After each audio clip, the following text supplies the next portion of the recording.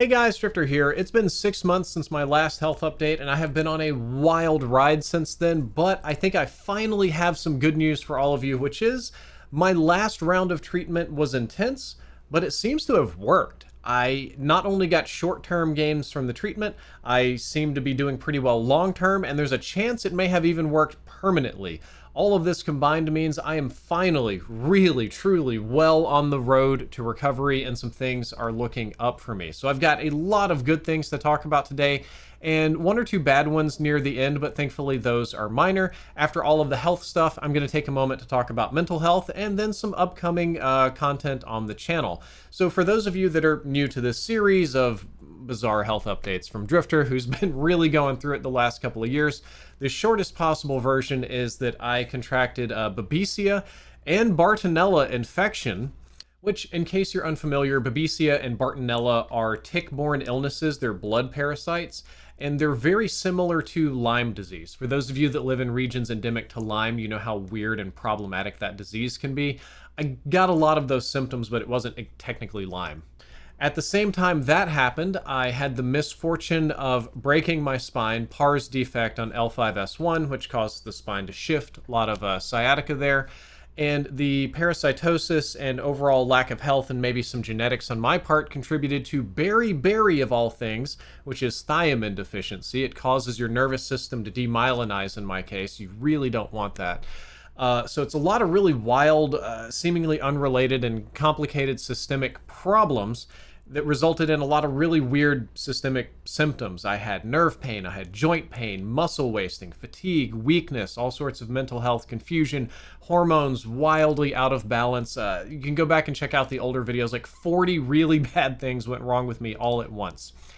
I did the first round of treatment, it worked for a little bit, but then all the symptoms came back about 2 months later, and earlier this year I did my second round of treatment, which was even more intense, and it seems to have worked. So I took a regimen of antibiotics for a little bit over 6 weeks. I took atovaquone, azithromycin, and clindamycin in the highest doses and for the longest amount of time that you can safely medically take these things at home. Anything more than that, they probably would have had to monitor me at a hospital. This was unsurprisingly extremely hard on my body, and I had to quit a few weeks early. The original goal was to go 2 months. I didn't quite make that because it was starting to give me some heart problems. But despite all of that difficulty and intensity and, clearing me out like I was drinking bleach because it kills all your gut bacteria, it was a really tough couple of weeks. But it seems to have legitimately worked because lots of things are improving. So one of the biggest problems I had was my whole body felt like it was on fire all the time, but especially the peripheral nervous system. We fixed that last year. Then we had a lot of joint pain and weakness and some lingering problems.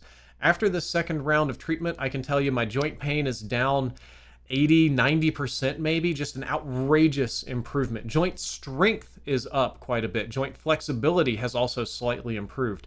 I'm no longer muscle wasting. In fact, I'm slowly building muscle now. I graduated from having to go to physical therapy twice a week to now doing regular workouts at the gym or at home, albeit with light weights. My regular workouts are pretty weak, low weight. It's more about the form and the movement. I'm not really trying to get yoked here, but I'm actually building muscle and improving and expanding the amount of machines I can do, which is great. My immune system has improved significantly. It used to be like little colds would get me down super bad. I got COVID recently and just blew right through it like it was nothing. My overall rate of recovery for injuries has improved greatly. For example, a number of you saw me shooting the fully automatic Steyr AUG and P90 at a gun range. And for a guy that complains that his hands hurt too bad to play Call of Duty, a gun range seems like a tall order. And it was, and it hurt pretty good, but it only took like 2 days to kind of go back to normal, which is outrageous. It used to be I would sprain my wrist pouring milk and it would just be out for 2 or 3 weeks. Those days are gone. Recovery is a lot better. I'm gaining flexibility and strength in my back. The back's still in terrible shape, but it's improving now. My sleep quality has significantly improved.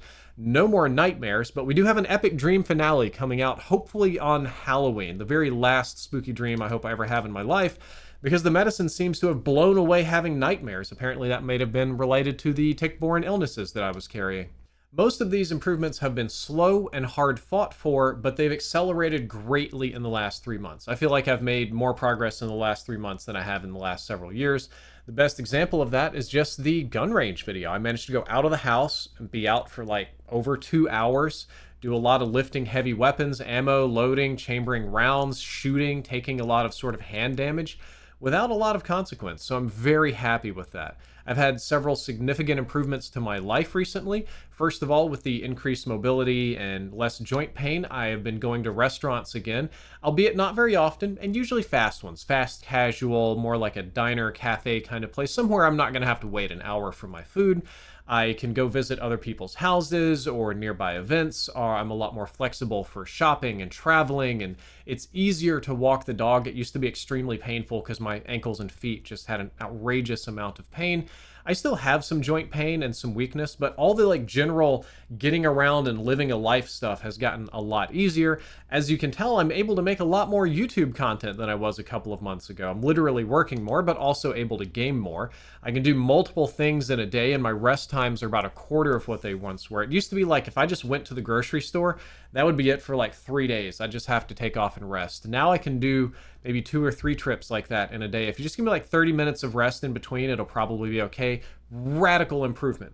I do want to clarify though that this is a long way from normal. I'm not well and I'm not normal, but I am improving. And now we're going to move into a little bit of the bad section because some of the health news isn't amazing, but it's honestly minor compared to all of the good news that's coming in. So I've become aware that some of the damage to my body was quite extensive, and it's unreasonable for me to assume a full return to normal maybe ever. Some things are probably going to be permanently damaged from this, and I may be a little bit weaker for my entire life. The most damaged thing, unfortunately, is my back. It's very hard for me to sit upright for long periods of time, and extremely hard for me to sit in a chair, kind of like what I'm doing now.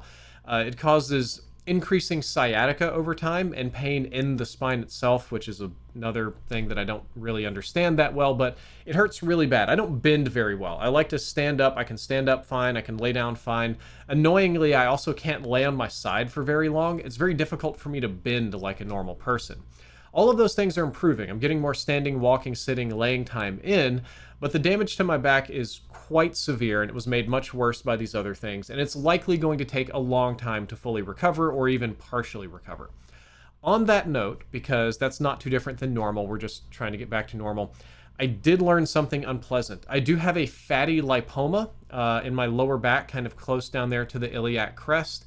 It's what's otherwise known as a back mouse, and I thought it was a tumor. I was worried about it. It's a big swollen growth, kind of nasty looking. Thankfully, not a tumor, just a big fat buildup. It looks like something that's relatively easy to remove. I might even be able to do it local anesthetic in office and not have to get fully sedated for a surgery, but I probably will have to have a minor surgery later this year to remove this giant, well, I say giant, you know, it's that big, lump from my back because it's pressing on a nerve that causes sciatica, and I would really rather it didn't do that. And I hope that getting that thing removed improves my chances of recovering back-wise. There is a big spooky thing that's still lingering for me, which is that for the rest of my life, but especially for the next year or two, I have to be very mindful of symptoms, because if you don't kill all the parasites, they will reproduce and come back over time. So I have to watch out for that. That's very common for tick-borne illnesses like Lyme, even though I know this isn't exactly like that. But I can't just go take huge doses of antibiotics every time I become symptomatic. I really would hope that we don't get symptoms ever again, if not for a very, very long time. Moving along, I want to take a little bit to talk about my mental health.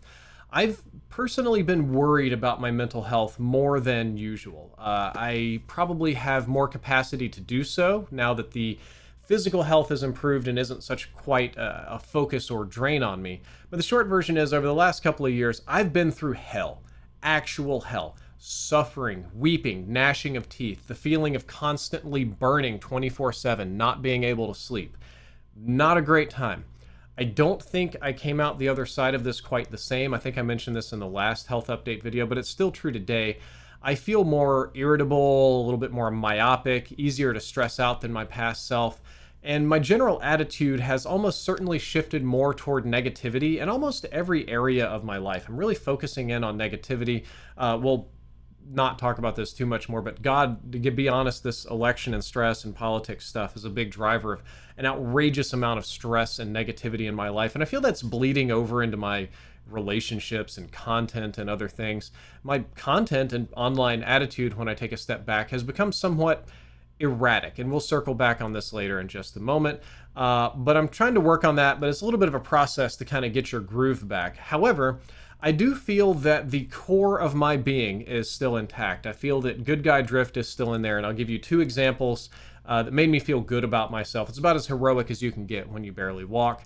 Not that many months ago, before I started treatment, when I was in a pretty bad shape and it physically hurt me to walk. I was forcing myself to do a walk even though it was just very painful. A storm rolled in, and my mental health hasn't been great and my luck hasn't been great. So when it lightnings, I like shudder and like shake, and I get like scared and nervous, and I realize that this is an anxiety. I realize that I'm not going to get struck by lightning just because there's some lightning in the sky.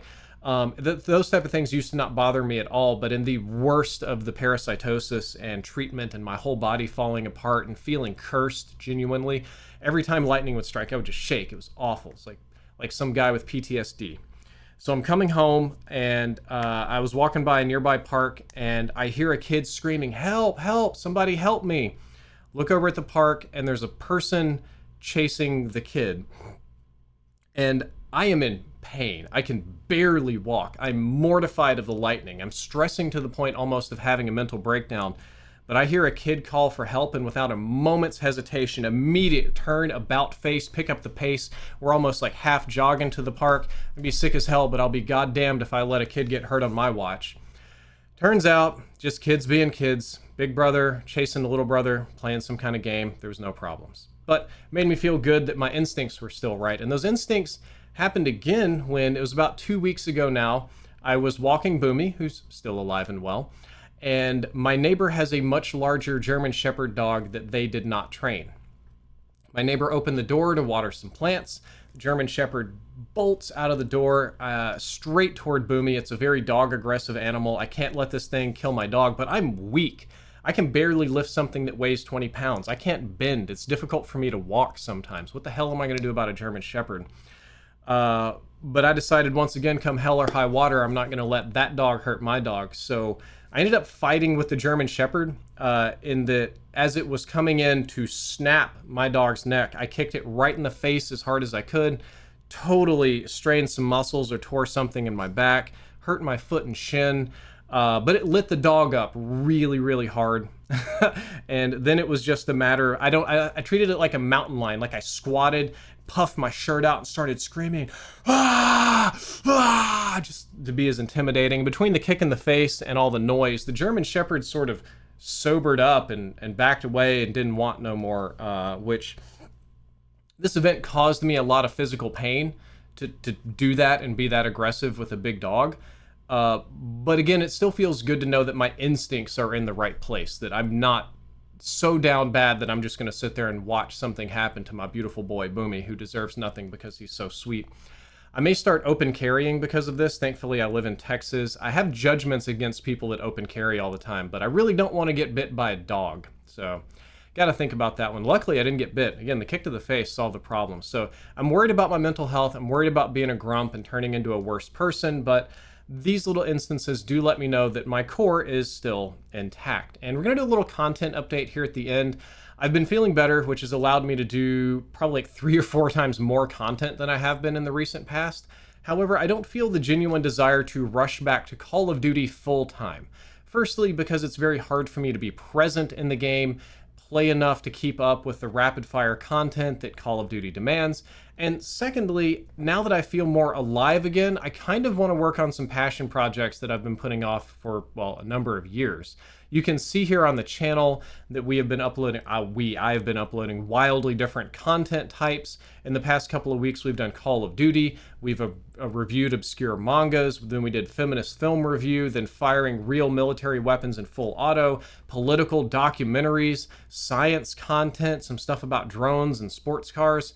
It's a little bit all over the place. This is a pretty wide variety of interest.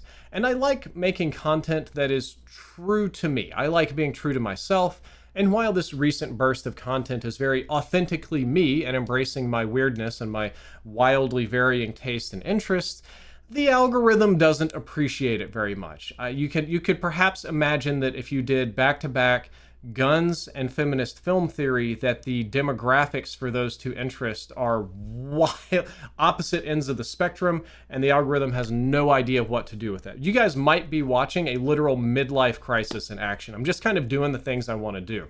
However, I do realize that I need to dial that back in and focus on the things that work, which for now is going to be a fair bit of Halloween content. I do a sort of annual series, a spooky story, a dream video, something like movies reviews, something like that every year. So we've got quite a lot of Halloween content already going. God, the manga review was spooky. The feminist film was spooky. We're doing Art the Clown and some other stuff. We got Epic Dream Finale at the end of the month. That's going to be very, very fun.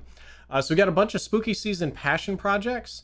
And then October is mostly going to be Black Ops 6 month. We're going to focus on that a little bit before and after launch. My goal is to experiment and practice content styles now. I'm going to get like all my passion projects out of the way, and then when COD comes out, I can focus on that. After a couple of months of Black Ops 6, I almost said 2, thinking about one of my favorite games. I'll probably start sliding back into more of this experimental content. I think it's time to post more science content. You can already see some of the science shorts on my channel. For those of you that don't know, I run a science-based TikTok that's doing really well. It's really active. I tried repurposing the TikTok content on a second channel, but that didn't quite work out because the format was wrong. So joke's on me. That's my 5th second channel that's totally kaput. I don't know how I'm going to deal with that. So I got to think of something different to do here on the main channel in terms of science content. But I think that that's the smart play. You want to transition to something that's relevant to your audience interests. And I've always done COD stats and analysis and numbers and stuff like that. So instead of scary movies or guns or sports cars, maybe I should do science analysis and stats and numbers, because there's an overlap right there. It's a very difficult process though. Transitioning content styles is extremely hard to do, even if you're in good health and have a lot of time to work on it. I don't. I'm still down bad. You still see me streaming from the bed. It's still pretty challenging. So I realize it's an uphill battle to do that. And I've kind of trying to find a new thing to do, because while I think I've proved that I am able to do gaming content at the pace that it demands of me, it is very hard for me to be present and play a game actively and put in enough time and hours and effort and capture and all these things to be a good enough gamer to feel that I have an authentic, valid opinion. That takes a lot of work for me. So while I'm going to continue doing that, I'm also experimenting to see if something else floats my boat just as well. So mix of COD content, science, and some weird stuff coming this year. So I hope you all enjoy it. I wanted to say at the end of this video, thank you for all of you that decided to stick with me through this journey. This has been a wild, chaotic mess of a tempest, of a midlife crisis, a health nightmare. I've been on such a wild, wild ride here, and I've been uploading so much wild stuff. I just wanted to say thank you for all of you that have stuck with me for me, because I can't emphasize enough how sort of off the rails my life has felt, and it's nice to have somebody there to follow you off the rails. So thank you for that. I don't know for certain what kind of content is coming next in terms of months or years from now, but I'm going to make you a promise right now that I'm going to do my best to make sure that it's fun. Everything I'm going to try to upload is going to be either informative or fun, and hopefully both. Thank you guys for watching this video. I appreciate it. I hope that you enjoyed it. I hope that maybe you learned a new thing. Not really the point of this particular video, but it's always nice when you learn a new thing. If you did enjoy the video, don't forget to like, favorite, and subscribe. Drifter out.